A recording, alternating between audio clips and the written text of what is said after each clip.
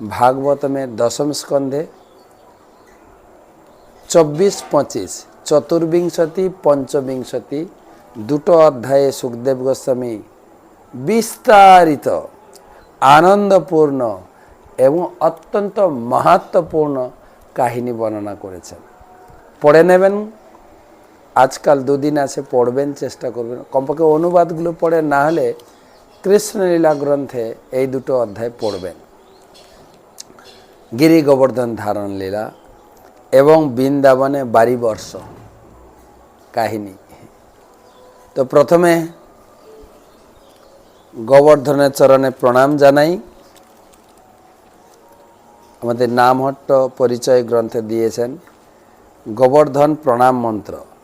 সপ্তাহ মেবাচ্যুতহস্ত পঙ্কজে ভুঙ্গায় মানং ফলমূল কন্দরৈ সংসেব্য মানম হরিমাত্ম বিন্দকৈ গোবর্ধনানাদ্রিং শিরসা নমামি।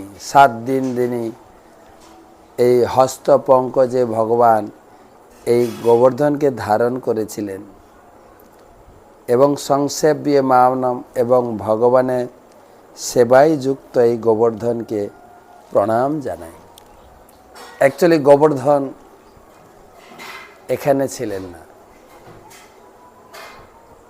গোবর্ধন তো গোলক বৃন্দাবনের বাসিন্দা, যেখানে গোলক বৃন্দাবনে তিনি পর্বতরূপে রয়ে রাধাকৃষ্ণ অর্থাৎ ভগবানের আনন্দ বিধানে যুক্ত।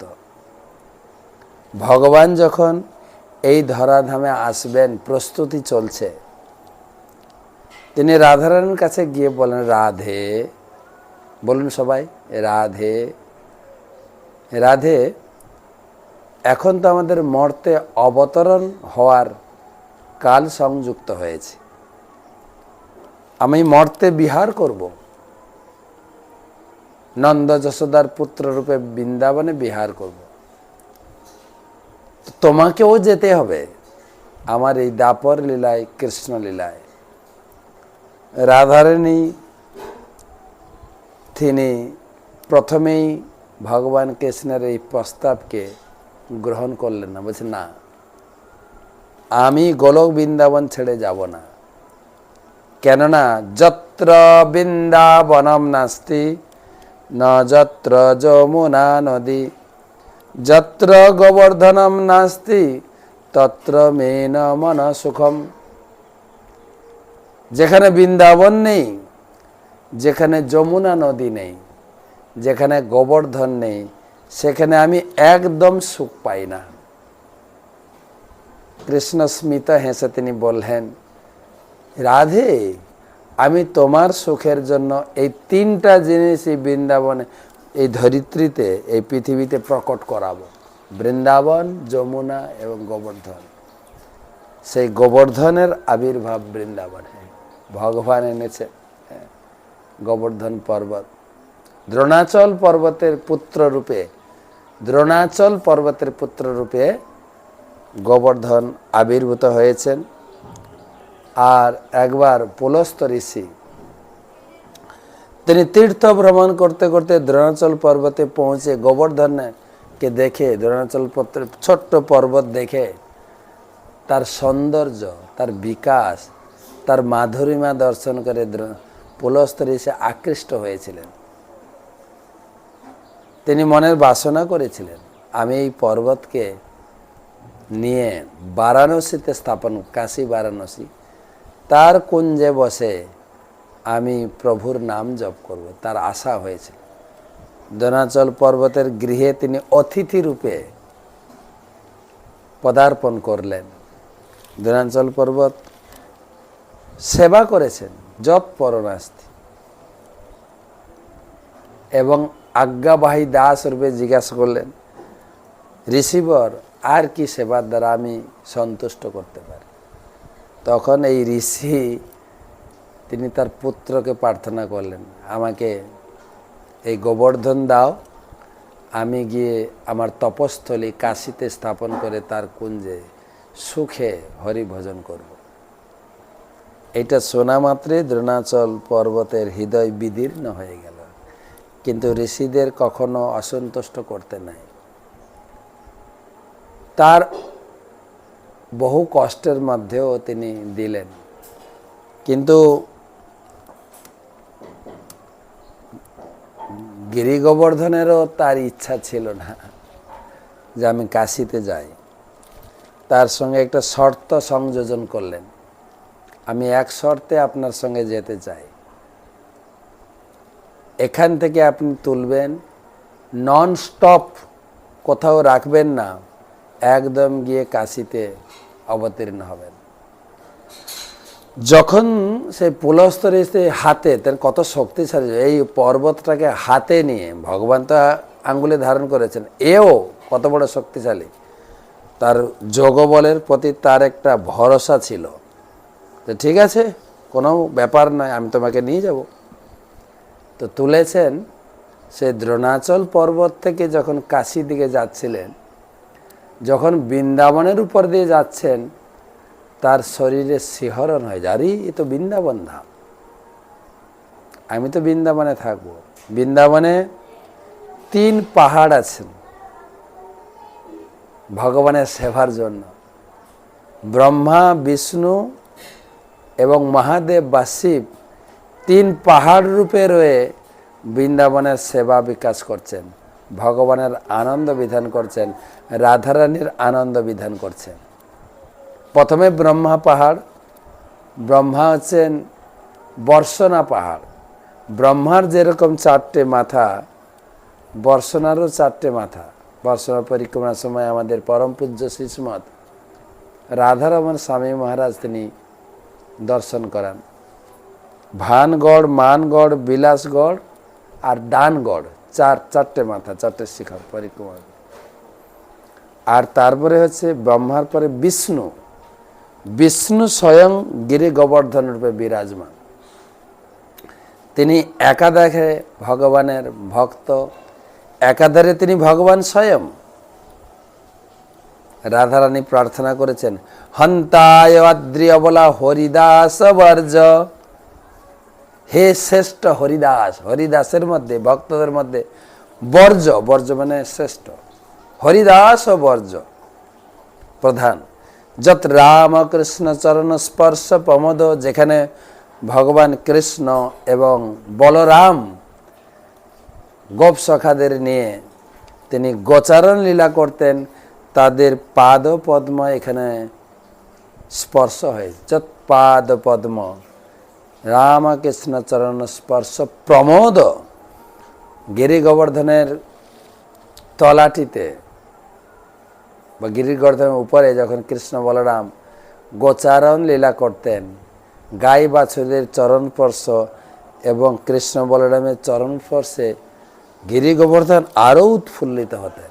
প্রমোদ, প্রমোদ মানম তনতি সগণ গণয়, এটা অত্যন্ত মহিমাপূর্ণ। তয়োর্যৎ পানীয় সুজবস কন্দর কন্দমূল, এবং সে গিরি গোবর্ধন শোভা অত্যন্ত, রাধারানী প্রার্থনা করছেন, এত সুন্দর শোভা গিরি। এখনো যদিও গিরি গোবর্ধন অনেকটাই ধসতে গেছেন মাটির তলায়, এখনো যতটুকু আছে তার যে শোভা, বিচিত্র শোভা, এখনো গাই বাছুর ময়ূর, তারপরে সুখ সারি, এই পাখিদের কুঞ্জনে, তারপরে বানর, আর সেই কবে থেকে ভগবান গিরি গোবর্ধন পরিক্রমা ব্রজবাসীদের নিয়ে করেছিলেন, তখন থেকেই লক্ষ লক্ষ কোটি কোটি ভক্ত পরিক্রমা করছে, প্রতিদিন লক্ষাধিক ভক্ত পরিক্রমা করে। তো গিরি গোবর্ধন একাধারে বিষ্ণু আর একাধারে বিষ্ণু ভক্ত, তাই আমরা বিষ্ণু বা ভগবানের প্রকাশ রূপে মন্দিরে পূজা করি গিরিরাজ গোবর্ধন। তো ব্রহ্মা হচ্ছেন বর্ষণা পাহাড় এবং বিষ্ণু হচ্ছেন গোবর্ধন, আর শিব হচ্ছেন নন্দীশ্বর। সে কাহিনীতে ঢুকলে অনেক বড় কথা হয়ে যাবে। অর্থাৎ নন্দগাঁওতে যে পর্বত আছে টিলা, সেটা হচ্ছে নন্দীশ্বর, তিনি হচ্ছেন শিব। আর এইভাবে 3 পাহাড়, যখন পুলস্ত মুনি হাতে নিয়ে যাচ্ছেন, তার স্মৃতি হয়েছে, আর তো বৃন্দাবন, আমি তো বৃন্দাবন ছেড়ে যাব না। তো গোবর্ধন ভার বর্ধিত করতে শুরু করলেন।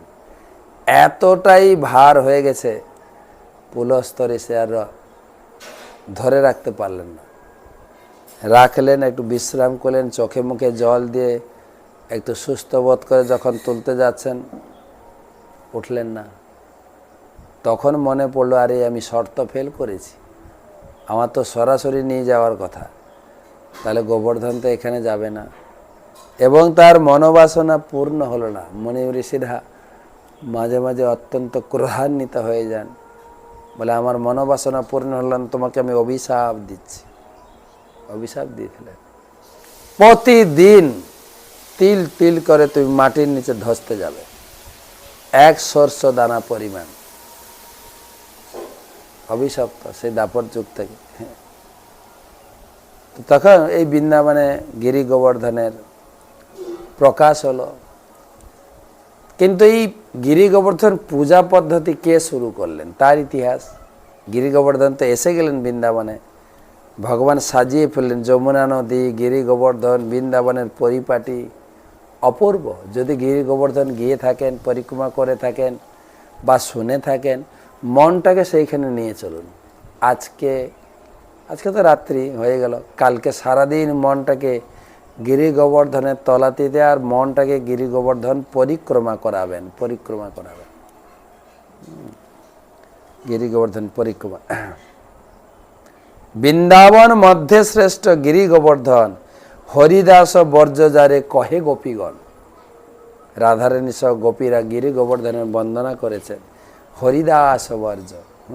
হন্তায়দ্রি অবলা হরিদাস বর্জ, যত রামকৃষ্ণ চরণ স্পর্শ প্রমোদ, মানম তনতি সগণয় গণয় ধীরাজ, তৈর্যত পানীয় সুজবস কন্দর কন্দমূলয়। নমস্তে গিরিরাজায় শ্রী গোবর্ধন নামিনে, অশেষ ক্লেশ নাশায় পরমানন্দ দায়িনে। এই গিরিরাজ নমস্তে, নমস্তে গিরির, এই প্রণামন্ত্রটা মুখস্থ রাখবেন। নমস্তে গিরিরাজায় শ্রী গোবর্ধন নামিনে, অশেষ ক্লেশ নাশায় পরমানন্দ দায়িনে। তিনি পরমানন্দ প্রদান করতে পারেন এবং এই গিরিরাজ অশেষ ক্লেশ নাশায়, জীবনের যত প্রকারের ক্লেশ দুঃখ তাপ সব তিনি নাশ করতে পারেন, তাকে প্রণাম এবং তাকে স্মরণের মাধ্যমে। কালকে সেই তিথি, যতটুকু সম্ভব গিরিরাজকে স্মরণে রাখুন, প্রার্থনা করুন। অশেষ ক্লেশ নাশায় পরমানন্দ নামিনে। তো সেই গিরিরাজ গোবর্ধন পূজা ভগবান নিজে হাতে ব্রজবাসীদের দিয়ে করিয়েছেন। কৃষ্ণের বয়স 6-7 মধ্যে। তো বৃন্দাবনে দেখছেন সারা বৃন্দাবন সাজো সাজো রব। যেরকম গতকালকে আজকে আমাদের চলছে দীপাবলি মহোৎসব, কালী পূজা। যে কালী পূজার সাজো সাজো রব, সব বাড়ি আলো দিয়ে সাজানো হয়েছে, দীপাবলি আলো দিয়ে। আর ফুটফাট শব্দও পাচ্ছেন, যে বাজি ফুটছে, পটকা ফাটাচ্ছে, নতুন জামা কাপড় পরেছে সবাই। তো এইগুলো দেখে বোঝা যায় উৎসবের আয়োজন। বৃন্দাবনে চলছে, ঘর দুয়ার সুন্দর করে ল্যাপা পোছা চৌকা দেওয়া আছে,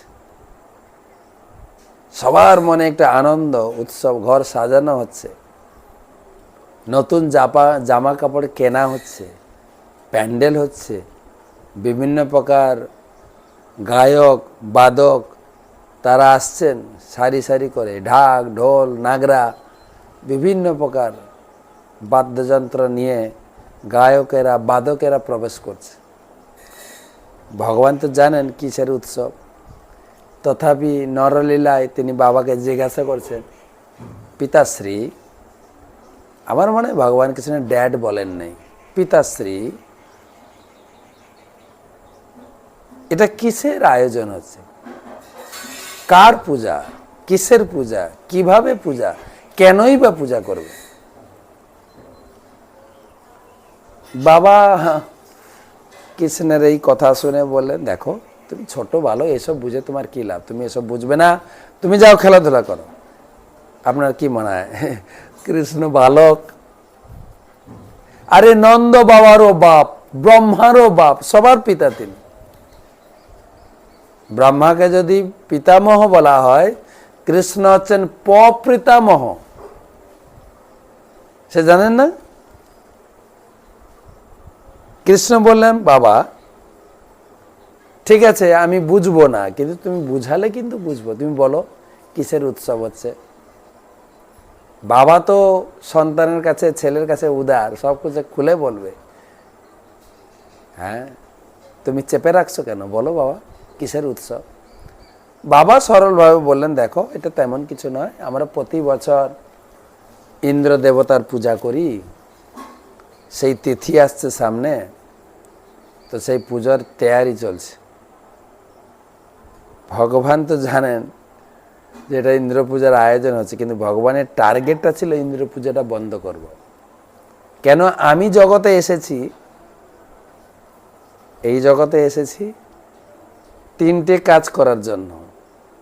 পরিত্রাণায় সাধুনাম বিনাশায় দুষ্কৃতাম ধর্ম সংস্থাপনার্থায় সম্ভবামি যুগে যুগে। সাধুদের পরিত্রাণ, অসুর বিনাশ, ধর্মের সংস্থাপনের জন্য আমি জগতে এসেছি।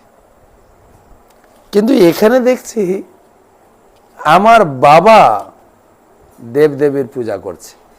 ধর্ম মানে হচ্ছে কেবল ভগবানের পূজা, কেবল আমারই পূজা, আর সেটাই আমি প্রতিষ্ঠা করতে এসেছি। গীতার পুরো জ্ঞান দেওয়ার পরে লাস্টে বললেন, সর্বধর্মান পরিত্যাজ্য, যত ধর্ম চর্চা সব বাতিল করা উচিত, কেবল আমার পূজা করা উচিত। ভগবান এসেছেন ধর্ম প্রতিষ্ঠা করতে, তিনি আবার সর্বধর্ম পরিত্যাগ বললেন কেন? তিনার বলার উদ্দেশ্য হচ্ছে, যে ধর্মে আমার পূজা হয় না, আমার তপস্যা হয় না, আমার সঙ্গে কোনো কানেকশন নেই, সে ধর্ম বাদ দিয়ে কেবল আমার পূজা করো। তা আমি সেটা শেখাতে এসেছি। কিন্তু আমার বাবা তো দেবদেবীর পূজা করে, ঘরের লোক, দুনিয়াকে কি শেখাবো? ইংরেজিতে একটা কথা আছে না, চ্যারিটি বিগিনস অ্যাট হোম, ঘর থেকে চালু হোক। বাবাকে ধরেছে, না বাবা কেন ইন্দ্র পুজো করছো, কি দরকার ইন্দ্র পূজা করে? বলছে, দেখো আমরা বৈশ্য, চাষবাস গাই গরু নিয়ে আমাদের সংসার, ইন্দ্র বর্ষা দিলেই তবে আমাদের চাষবাস, গাই গরু বৃদ্ধি হবে, ঘাস হবে, গাই গরু খাবে। হ্যাঁ, ইন্দ্র হচ্ছে আমাদের বিজনেস পার্টনার, তাকে তো আমাদের সঙ্গে রাখতেই হবে। ভগবান হেসে চিন্তা করলেন, আরে সবাইকে আমি চাকরি দিয়েছি, সব দেবদেবীকে, সূর্যকে চাকরি দিয়েছি, প্রতিদিন পূর্ব দিগন্তে উদিত হবে, পশ্চিমে অস্ত যাবেন, বায়ু বইবে, ঋতু পরিবর্তন হবে, ইন্দ্র বর্ষাকালে বর্ষা দেবেন, পুজো করতে হবে কেন? আর পুজো অবশ্যই করা উচিত। হ্যাঁ, যারা ভগবানের পুজো করবে না তারা দেবদেবীর পূজা করুক কমপক্ষে। তা বলে আমার বাবার হাতে তুমি পূজা নেবে, অতটা সহজ নয়, আমি ছেড়ে দেব না। বলে, বাবা ইন্দ্র পূজা বন্ধ করো। অনেক যুক্তি দেখিয়েছে, অনেক, এত ডিটেলস যাতে দুটো অধ্যায় আছে, পড়বেন দুটো অধ্যায়। এইসব তিথিতে ভাগবতমটা পড়ুন, যে যে তিথি চলছে পড়ে নিন, একটু খুব মজা পাবেন। তো যেহেতু আমার সময় কম, অর্ধেক সময়তে চলে গেল, আমি সংক্ষেপে বলছি। আর ভগবান তো 7 দিন ধরে রেখেছিলেন, আমি আধ ঘন্টায় কি করে বলবো, কত তার মহিমা। ভগবান বলেন, পিতাশ্রী তুমি পূজা করো তাই ইন্দ্র বর্ষাতে, তাই তো তোমার যুক্তি। আচ্ছা, জঙ্গলে কেউ পূজা করে ওকে, সমুদ্রে কেউ পূজা করে ওকে, ওই সব জায়গায় বৃষ্টি হয় কিনা? তার ডিউটি তিনি দেবেন, তার কর্তব্য বৃষ্টি দেওয়া, জগৎকে দেবেন, তা পূজা করতে হবে কেন?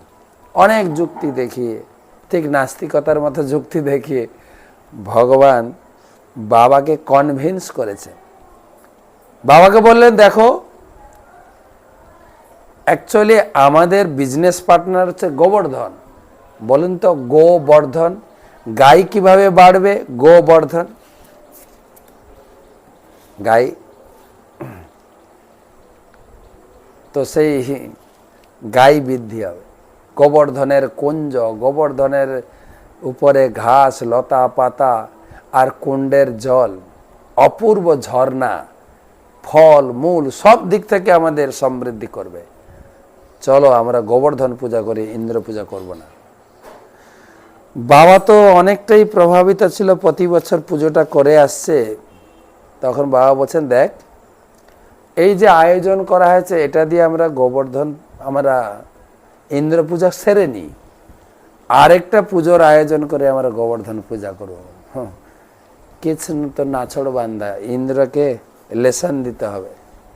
বলে না, এইগুলো দিয়ে চলুন গোবর্ধন পূজা, যেগুলো তৈরি আছে এগুলো নিয়ে। দাপুটে ব্যক্তি ছিলেন তো কৃষ্ণ, ইংরেজিতে বলে ইনফ্লুয়েন্স ব্যক্তি, গেছে সবাইকে নিয়ে তিনি গোবর্ধনের কাছে গেছে। সব ব্রজবাসী যার যার বাড়িতে যা রান্না হয়েছিল নিয়ে চলো। ভগবান নিজেকে দুই রূপে করেছেন, নন্দ বাবার কাছে দাঁড়িয়ে আছেন ছোট্ট লিটিল কৃষ্ণ, আর একটা রূপে নিজেকে গোবর্ধনের উপরে বিশ্বরূপ রূপে বিস্তার করে দিয়েছেন। বাবাকে দিক নির্দেশনা দিচ্ছেন কিভাবে পুজো করবেন। পাদ্য আচমনম পুনরাচমনীয়ম স্বাগতম, অর্ঘ্য, এক একটা নিবেদন হচ্ছে, নৈবেদ্য নিবেদন করার সাথে সাথে যেন গোবর্ধন থেকে হাত বাড়িয়ে এসে নিয়ে নিচ্ছে। যা নিবেদন করা আছে, অন্ন ডাল সবজি ক্ষীর পুরি রুটি সবজি, নিবেদন করার সাথে সাথেই গোবর্ধন খাচ্ছে। ভগবান কৃষ্ণ বাবাকে বলছেন, পিতাশ্রী তুমি তো এতদিন ইন্দ্র পূজা করেছ, ইন্দ্র তোমার হাতে খেয়েছে বলো? বলছে না, দেখো গোবর্ধন তোমার হাতে সেবা গ্রহণ করছে। যা নিবেদন করা, ক্ষীর পুলি পায়েস সালাড যা দেওয়া হচ্ছে, দেওয়ার সাথে সাথে গোবর্ধন নিয়ে খেয়ে নিচ্ছে। আপনার হাতে যদি ঠাকুর খায় আপনি খুশি হবেন, কিন্তু কোনোদিন আপনার হাতে খেয়েছেন কিনা জানি না, এটা অবিশ্বাস হতে পারে, মজা হতে পারে, আশ্চর্যজনক হতে পারে, আনন্দ হতে পারে, ভিন্ন ভিন্ন প্রতিক্রিয়া হতে পারে, কিন্তু নন্দ বাবাদের হৃদয় অনেক সরল। ভগবান গ্রহণ করছে, গোবর্ধন গ্রহণ করছে, আরে আর যতই গ্রহণ করছে ততই আপ্লুত হয়ে আবেগ প্রবণ হয়ে নিবেদন করছে। যা যা বাড়ি থেকে যা যা আমাদের দ্রব্য এসেছিল, ভোগের দ্রব্য সব শেষ। নন্দ বাবা চিৎকার করছেন, আরে আর কার কি আছে নিয়ে আসো, আনরে আনরে আনরে বলতে এখনো সেই জায়গার নাম আনিওর গ্রাম হয়ে গেছে, যেখানে নন্দ মহারাজ বসে গিরি গোবর্ধন পূজা করছিলেন। আনরে আনরে করতে সেই শব্দ রেজিস্ট্রি হয়ে যায় আনিয়রে, আনিয়র গ্রাম, যেখানে মহাপ্রভু গেছিলেন। এবং আমার পরমারাধ্য গুরুদেব শ্রী শ্রীমৎ জয় পতাকা স্বামী গুরু মহারাজ মহাপ্রভুর স্মৃতি বহন করে মহাপ্রভুর চরণ পদ্ম স্থাপন করলেন। সে আনিয়র গ্রামে গেলে আপনি মহাপ্রভুর চরণ দর্শন করবেন, কারণ আমরা তো গৌড়ীয় ভক্ত, মহাপ্রভুর ভক্ত না। যেখানে যাব মহাপ্রভুর স্মৃতি, আর সেই সব জায়গায় যাব যেখানে মহাপ্রভু গেছেন। গৌর আমার যে সব স্থান করলো ভবন রঙ্গে, সে সব স্থান হেরিব আমি প্রণয়ী ভক্ত সঙ্গে, ভক্ত সঙ্গে। তো সেই জন্য মহাপ্রভু চরণ স্থাপন করে, অপূর্ব সুন্দর জায়গা। আমরা ওখানে বসে কথা করি, মহাপুরুষ স্মৃতিচারণ করি, অনেক কিছু। তো গোবর্ধন পূজা এখন চিৎকার চেঁচামেচি শুরু হয়েছে, নিয়ে আসো, কার বাড়িতে কি আছে, আনরে আনরে। তখন ভগবান বললেন, পিতাশ্রী একটা পাত্রে শুদ্ধ জল এবং তুলসী পাতা দেন ভগবানের, গোবর্ধনের খাওয়া সম্পন্ন হয়ে যাবে। খাওয়া দাওয়া হয়ে গেল, খুব আনন্দ সহকারে তারপরে সবাইকে নিয়ে গিরি গোবর্ধন পরিক্রমা করেছে। এখন সমস্যাটা হলো পূজার আয়োজন হচ্ছিল ইন্দ্র পূজা। ইন্দ্র তিথিতে এসছেন পুজো নেওয়ার জন্য। সব ঠাকুর তো তিথিতে আসেন, যেরকম আমাদের শ্যামা মা এলেন অমাবস্যার তিথিতে, পূর্ণিমাতে আমাদের লক্ষ্মী এলেন, পঞ্চমী ষষ্ঠীতে পুজো নিয়ে গেছেন মা দুর্গা, গণেশ এসেছিলেন চতুর্থী বা চৌঠিতে, আবার বসন্ত পঞ্চমীতে মা আসবেন সরস্বতী। এটা তিথি, ইন্দ্র এসছেন তিথি পুজো নিতে। দেখে ব্রজবাসী তো আনন্দ সহকারে একটা পাহাড়ের পূজা, ও তো গোবর্ধন বুঝে না, পাহাড়ের পুজো করছে। ইন্দ্রর গেল মাথাটা গরম হয়, বলে না ঘোষ জাতি 80 বছর না হলে বুদ্ধি খুলে না, দেখাচ্ছি মজা, আমার পূজা বাদ দিয়ে পাহাড়ের পুজো হচ্ছে। ইন্দ্র ক্রোধান্বিত হয়ে সম্বর্তক মেঘ আদি তার মেন হাতিয়ারকে নিয়ে বর্ষা শুরু করলেন। বর্ষা বুঁদ, এক একটা বুঁদ পড়ছে না, এক একটা বুঁদ যেন ফুটবলের মতো বড় বর্ষা। এত বর্ষার সঙ্গে সঙ্গে পবনদেবকে নির্দেশনা দিচ্ছেন, হাওয়া, ঝড়ো হাওয়া সঙ্গে বাতাস, আর বন্যা হয়ে গেছে। ব্রজবাসীরা হয়রানি হয়ে গেছে, ছুটে এসে কৃষ্ণ, সবাই বলেন কৃষ্ণ কৃষ্ণ কৃষ্ণ, রক্ষমাম রক্ষমাম রক্ষমাম, কৃষ্ণ কৃষ্ণ কৃষ্ণ কৃষ্ণ কৃষ্ণ কৃষ্ণ কৃষ্ণ হে, কৃষ্ণ কৃষ্ণ কৃষ্ণ কৃষ্ণ কৃষ্ণ কৃষ্ণ রক্ষমাম। মহাপ্রভু শিখিয়েছে রাম রাঘব রাম রাঘব রাম রাঘব রাম। তো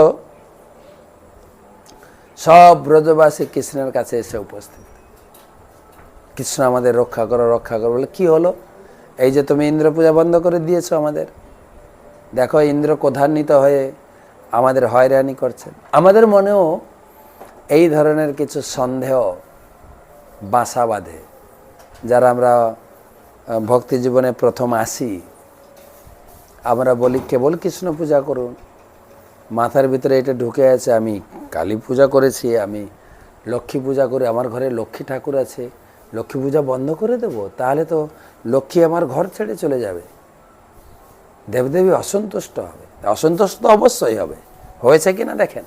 আমরা তো এত বড় ভক্ত না যে সরাসরি সে এসে আমার হাতে সেবা নেবেন, যে ইন্দ্র আসতেন আর ততটাই হয়রানি দিয়েছে। আমাদের মনে হয় এতটা হয়রানি হবে না, ভয় নেই। তো যদিও হয়রানি হয়, কৃষ্ণ কিভাবে রক্ষা করছেন দেখেন। কৃষ্ণ বলছেন তোমরা ইন্দ্র পূজা বন্ধ করেছ, কিন্তু কার পূজা করেছ, আমার কাছে কেন আসছো? বলছে আমরা গোবর্ধন পূজা করছি। তা গোবর্ধনের কাছে যাও, তিনি রক্ষা করবেন, তিনি তোমাদের আশ্রয় দেবেন। অশেষ ক্লেশ নাশায় পরমানন্দ নামিনে, তিনি অশেষ ক্লেশ নাশক, পরমানন্দদায়ক। চলো তার কাছে, সবাই পরিবার গাই বাছুর সবাই নিয়ে গোবর্ধন কাছে পৌঁছালেন। ভগবান নিজে হাতে গোবর্ধনকে উত্তোলন করলেন। গোবর্ধন বিস্তৃত এবং উপরে ছিল 2 যোজন। 2 যোজন মানে 1 যোজন মানে 8 মাইল, 1 মাইল মানে প্রায় 1.5 কিলোমিটার, তাহলে 2 যোজন মানে 16 মাইল, প্রায় 24-25 কিলোমিটার উঁচু উপরে, এদিকে সাইডে তো অনেক। তাহলে আমাদের ভৌগোলিক হিসাব অনুসারে উপরে যতটা উঁচু নিচে ততটা থাকতে হবে, তা নাহলে ব্যালেন্স থাকবে না, পড়ে যাবে। তো যেই গোবর্ধন তুলেছেন বিশাল খাদ হয়ে গেছে।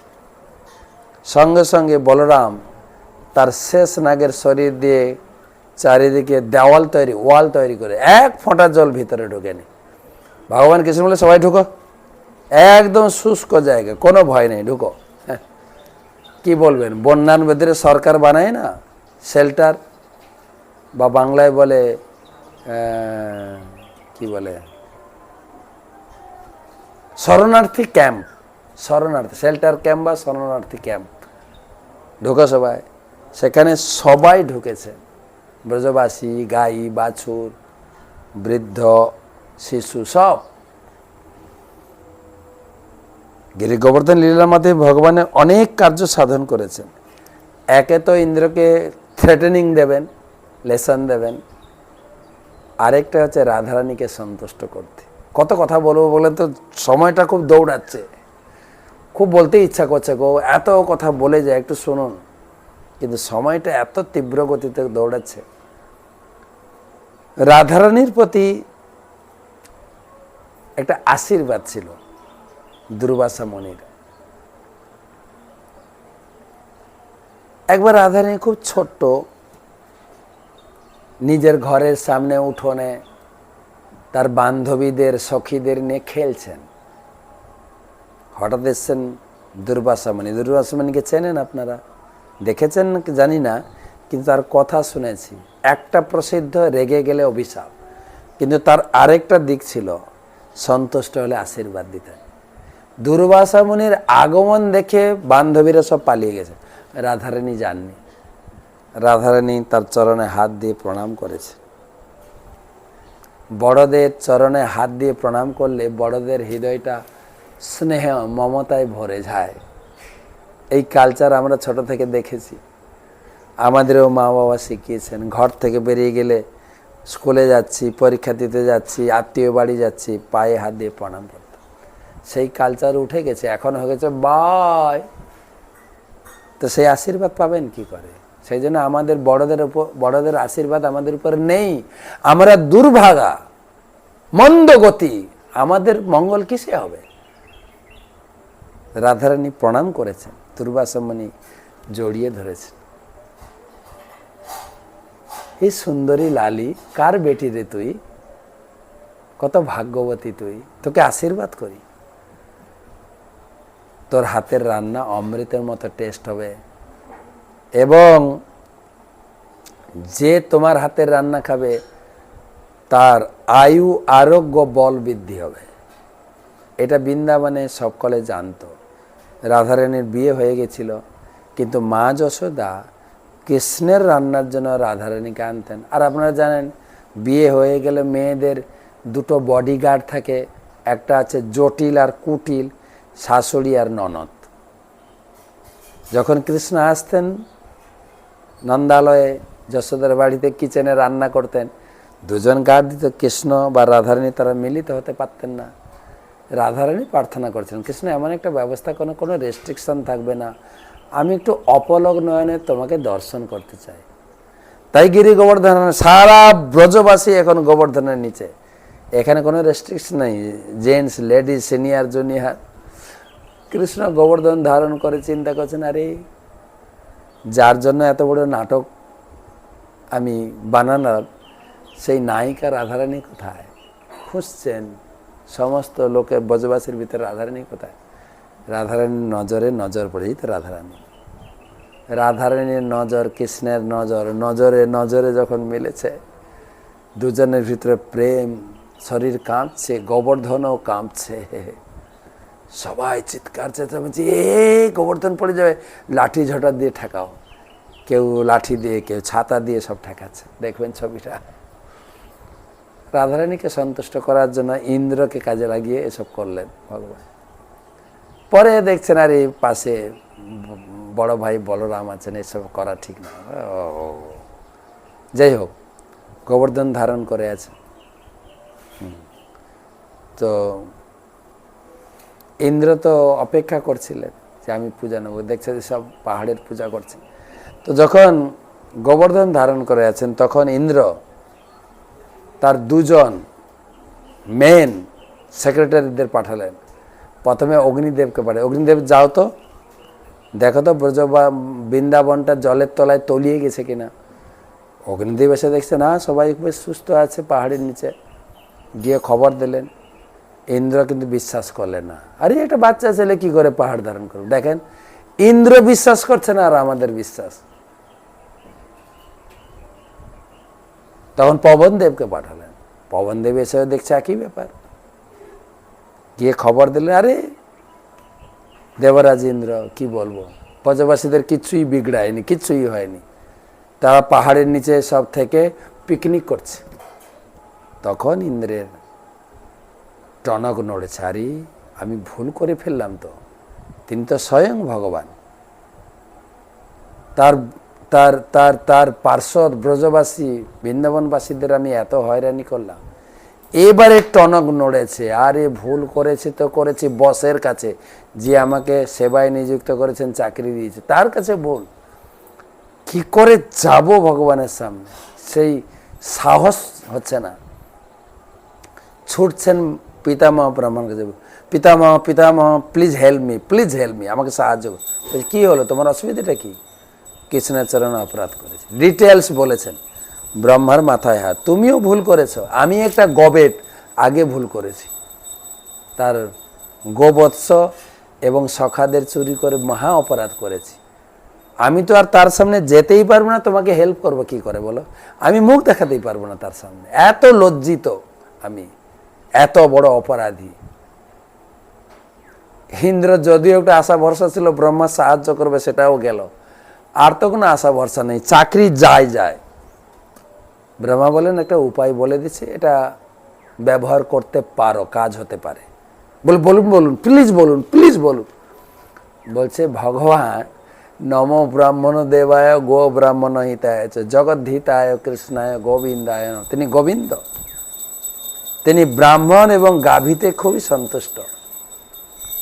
তুমি আমাদের স্বর্গের সুরভি গাভী নিয়ে যাও, গাভীকে সামনে রেখে তুমি ক্ষমা চেয়ে নাও, তোমার অ্যাপ্লিকেশনটা গ্র্যান্ড হয়ে যেতে পারে, কিন্তু গাভী দেখে ভগবান সন্তুষ্ট হয়ে যাবেন, তখন তোমাকে ক্ষমা করে দেবেন। ব্রহ্মাজির নির্দেশ মতো তিনি সুরভি গাভীকে নিয়ে বৃন্দাবনে তার বিমানে করে অবতীর্ণ হলেন। আপনার গোবর্ধন থেকে প্রায় 20 কিলোমিটার দূরে একটা জায়গা আছে ইন্দ্রৌলি, যেখানে ইন্দ্রের বিমান ল্যান্ড হয়েছিল, ঐরাবতকে নিয়ে নেমেছিলেন। ওখানে বিমান ছেড়ে দিয়ে, নিজের বাহন ছেড়ে দিয়ে, ঐরাবতকে ছেড়ে দিয়ে সুরভি গাইর ল্যাজ ধরে হামাগুড়ি দিয়ে, মুকুট রেখে দিয়ে, সাধারণ দৈনতভাবে হামাগুড়ি, হাঁটুমাটু সব ছিঁড়ে গেছে। এত কিলোমিটার রাস্তা বৃন্দাবনে এসে ভগবানের কাছে ক্ষমা চাইলেন। ভগবান পরিক্রমা করে ব্রজবাসীদের ঘরে পাঠিয়ে দিলেন, কিন্তু তিনি জানতেন ইন্দ্র আসবে, ইন্দ্র সবার সামনে ক্ষমা চাইলে অনেকটা অপমানিত হয়ে যাবে না, তাই তিনি একা ছিলেন। ইন্দ্র এসে প্রথমে ভগবানকে অভিষেক করেছেন, সুরভি গাইর দুধ আর ঐরাবতকে দিয়ে নিয়ে এসেছিলেন স্বর্গের মন্দাকিনীর পবিত্র জল, অভিষেক করে, সেই অভিষেক জল সেই দাপর যুগ থেকে এখনো বৃন্দাবনে রয়েছে, এখনো গোবিন্দ কুণ্ড, সেই অভিষেকের জল এখনো চরণামৃত আপনি পেতে পারেন, অনেকে স্নান করেন, চরণামৃত পান। আর যার কুণ্ডে বসে মাধবেন্দ্রপুরী হরিভজন করে কৃষ্ণকে দর্শন করেছিলেন, অত্যন্ত পবিত্র স্থান। তারপরে ইন্দ্র ক্ষমা চাইলেন, অনেক স্তুতি করলেন। ভগবান বলেন, ইন্দ্র আমি দেবদেবীর পূজা বিধান পুরাণে দিয়েছি, পূজা করুক লোকে, তা বলে তুমি আমার বাবার হাত থেকে পূজা নেবে, এটা তো মানা যায় না, এটা কি শিষ্টাচার বলো? ইন্দ্র কাকুমা কয় সরি। ইন্দ্রের মাধ্যমে আমাদের কাছে শিক্ষা নিতে হবে, কিন্তু ভুল সবাই করে, কেবল যে বাচ্চারা করে তাই না, আমরা বড়রাও করি। হিন্দিতে একটা কথা বলে, ভুল হোনা প্রকৃতি, ভুল করাটা স্বভাব, আমাদের প্রত্যেকের স্বভাব। প্রভুপাদ লিখেছেন ঈশোপনিষদের ভূমিকায়, ইন্দিরা গান্ধী ভুল করেছেন, মহাত্মা গান্ধী ভুল করেছেন, কেনেডি ভুল করেছেন, মানুষ মাত্রই ভুল করে। আমাদের একটা ত্রুটি হচ্ছে ভুল করা, ভুল আমরা করি বারবারে, আমরা বাচ্চাদের সাবধান করি, আমরাই ভুল করি। তাই ভুল হয়েছে ইন্দ্রের, ভুল হোনা প্রকৃতি হ্যায়, মান লেনা সংস্কৃতি, যদি মেনে নেন অন্তর থেকে সত্যি আমার এটা ভুল হয়েছে, সুধার লেনা প্রগতি হ্যায়, তখন আপনি নিজেকে শুধরাতে পারেন। যদি ভুলটা না মানেন, তাহলে আপনি संस्कृतिवान लोग ना। তাই ভুল होना प्रकृति है, मान लेना संस्कृति है। संस्कृतिवान व्यक्ति सुधार लेना प्रगति। तो এইভাবে ইন্দ্র ক্ষমা চাইলেন, তো ভগবান ক্ষমা করে দিলেন। ইন্দ্র না, ভগবানের বড় ভাই। একবার ইন্দ্রের ছোট ভাই উপেন্দ্র হয়ে ভগবান এসেছিলেন। ক্ষমা, ইন্দ্রের তো এটা ভুল নয়, আমাদের প্রতি ভগবানের একটা লীলার শিক্ষা। ভুল আমরা করি, কিভাবে ক্ষমা চাইতে হয়। তথাপি দেখেন ইন্দ্রের চরিত্র, ইন্দ্র ভগবান তাকে ক্ষমা করে দিলেন, কিন্তু তিনি মানতে পারলেন না। ছি, আমাকে ধিক্কার জানাই, দিক আমাকে, এত বড় ভুল করতে পারলাম, আমি ভগবানের বড় ভাই, ভুল করতে পারলাম। সেই অনুশোচনা করতে করতে করতে করতে তিনি নবদ্বীপে এলেন। নবদ্বীপে এসে গদ্রুম দ্বীপে তপস্যা করলেন। তখন মহাপ্রভু আবির্ভূত হননি। মহাপ্রভু আবির্ভূত বলে, দেবরাজ আপনি এখানে? বলছে, প্রভু আমাকে সম্মান দেবেন না, বৃন্দাবন নিলে যা আপনার চরণে অপরাধ করেছি, প্লিজ। বলে, তুমি, আমি তো ক্ষমা করে দিয়েছি। বলে, আপনি ক্ষমা করেছেন, কিন্তু আমি তো ক্ষমার যোগ্য নই। কি চাইছেন বলুন? আমাকে কৃপা করুন। আমি শুনেছি আপনি আবার নবদ্বীপে লীলা করবেন কলিযুগে। নবদ্বীপ লীলায় যেন বিলকুল অপরাধ না করি, প্লিজ আমাকে আশীর্বাদ করুন। মহাপ্রভু বললেন, আমি কলিযুগের নদিয়া লীলাতে, গৌরাঙ্গ লীলাতে কারোর অপরাধ নেব না। কিঞ্চিত মাত্র কারোর ভিতরে যদি ভক্তি প্রেম দর্শন করি, তাকে প্রেম দিয়ে দেবো, উজাড় করে ধরে আলিঙ্গন করব। সেই হচ্ছে ইন্দ্রের মাধ্যমে জগৎবাসীর প্রতি ভগবানের শিক্ষা। ঝিকে মেরে বউকে শেখানো বলে না, শাশুড়ি মহারাজ ঝিকে শাসন করে বউকে শেখানো। ভগবান সেরকম দেব দেবীকে দিয়ে আমাদের শিক্ষা দিচ্ছেন, আমি ভগবান, আমার পূজা করো। ভুল হলে আমরা কিভাবে নিজের জীবনকে এগিয়ে নিয়ে যাব।